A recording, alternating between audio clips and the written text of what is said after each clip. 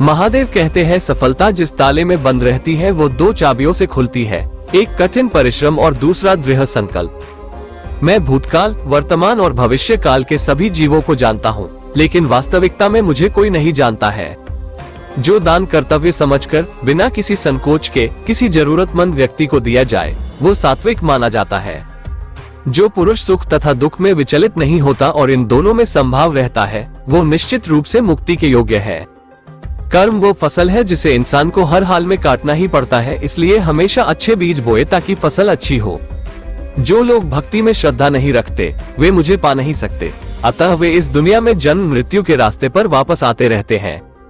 मैं धरती की मधुर सुगंध हूँ, मैं अग्नि की ऊष्मा हूँ, सभी जीवित प्राणियों का जीवन और सन्यासियों का आत्म संयम भी मैं ही हूँ। वह जो सभी इच्छाएं त्याग देता है और मैं और मेरा की लालसा और भावना से मुक्त हो जाता है उसे शांति प्राप्त होती है।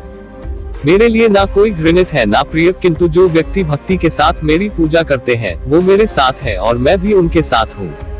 मनुष्य को जीवन की चुनौतियों से भागना नहीं चाहिए और न ही भाग्य और ईश्वर की इच्छा जैसे बहानों का प्रयोग करना चाहिए। मेरे प्रिय भक्तों, आज मैं फिर से आपको एक रोचक कथा सुनाने जा रहा हूँ। एक दिन की बात है, एक ऊंट और उसका बच्चा बातें कर रहे थे।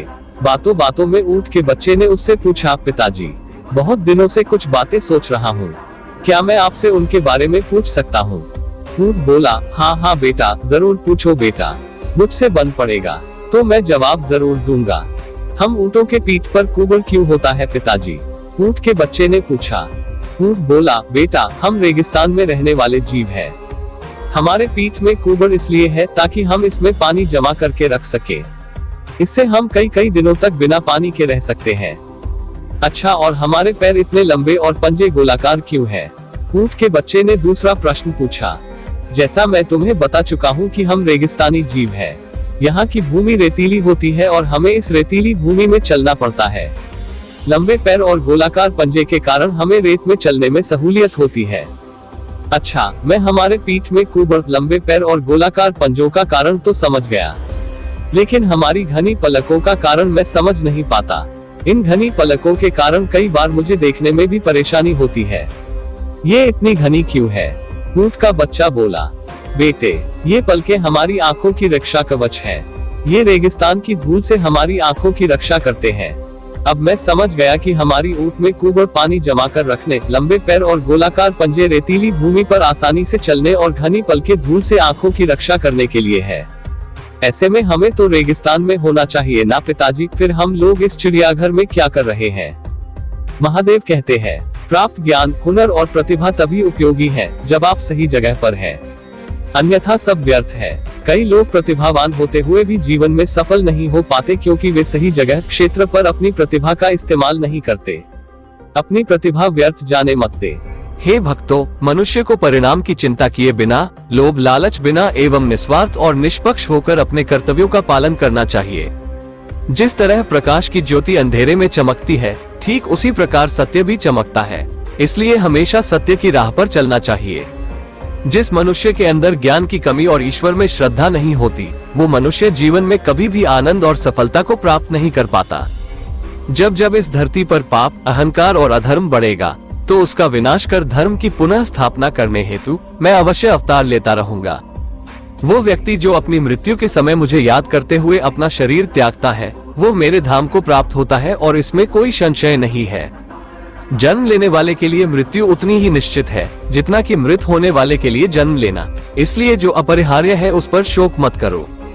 वो जो वास्तविकता में मेरे उत्कृष्ट जन्म और गतिविधियों को समझता है, वो शरीर त्यागने के बाद पुनः जन्म नहीं लेता और मेरे धाम को प्राप्त होता है। जो होने वाला है वो होकर ही रहता है और जो नहीं होने वाला वो कभी नहीं होता। ऐसा निश्चय जिनकी बुद्धि में होता है, उन्हें चिंता कभी नहीं सताती है। अपने परम भक्तों, जो हमेशा मेरा स्मरण या एक चित्त मन से मेरा पूजन करते हैं, मैं व्यक्तिगत रूप से उनके कल्याण का उत्तरदायित्व लेता हूँ। जो कोई भी व्यक्ति जिस किसी भी देवता की पूजा विश्वास के साथ करने की इच्छा रखता है, मैं उस व्यक्ति का विश्वास उसी देवता में दृढ़ कर देता हूँ। अच्छे कर्म करने के बावजूद भी लोग केवल आपकी बुराइयां ही याद रखेंगे, इसलिए लोग क्या कहते हैं इस पर ध्यान मत दो, तुम अपना कर्म करते रहो। एक समय की बात है, एक मकड़ी अपना जाला बनाने उपयुक्त स्थान की तलाश में थी। वह चाहती थी कि उसका जाला ऐसे स्थान पर हो जहां ढेर सारे कीड़े मकोड़े और मक्खियां आकर फंसे। इस तरह वह मजे से खाते पीते और आराम करते अपना जीवन बिताना चाहती थी। उसे एक घर के कमरे का कोना पसंद आ गया और वह वहां जाला बनाने की तैयारी करने लगी। उसने जाला बुनना शुरू ही किया था कि वहां से गुजर रही एक बिल्ली उसे देख जोर जोर से हंसने लगी। मकड़ी ने जब बिल्ली से उसके हंसने का कारण पूछा तो बिल्ली बोली, मैं तुम्हारी बेवकूफी पर हंस रही हूँ। तुम्हें दिखाई नहीं पड़ता कि ये स्थान कितना साफ सुथरा है? यहाँ न कीड़े मकोड़े हैं, न ही मक्खियाँ। तुम्हारे जाले में कौन फंसेगा? बिल्ली की बात सुनकर मकड़ी ने कमरे के उस कोने में जाला बनाने का विचार त्याग दिया और दूसरे स्थान की तलाश करने लगी। उसने घर के बरामदे से लगी एक खिड़की देखी और वह वहां जाला बुनने लगी। उसने आधा जाला बुनकर तैयार कर लिया था, तभी एक चिड़िया वहां आए और उसका मजाक उड़ाने लगी। अरे तुम्हारा दिमाग खराब हो गया है क्या, जो इस खिड़की पर जाला बुन रही हो? तेज हवा चलेगी और तुम्हारा जाला उड़ जाएगा। मकड़ी को चिड़िया की बात सही लगी।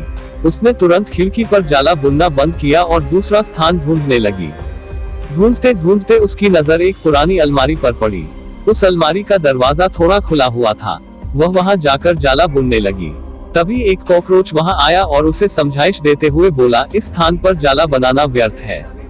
यह अलमारी बहुत पुरानी हो चुकी है, कुछ ही दिनों में इसे बेच दिया जाएगा। तुम्हारी सारी मेहनत बेकार चली जाएगी। मकड़ी ने कॉकरोच की समझाइश मान ली और अलमारी में जाला बनाना बंद कर दूसरे स्थान की खोज करने लगी। लेकिन इन सबके बीच पूरा दिन निकल चुका था।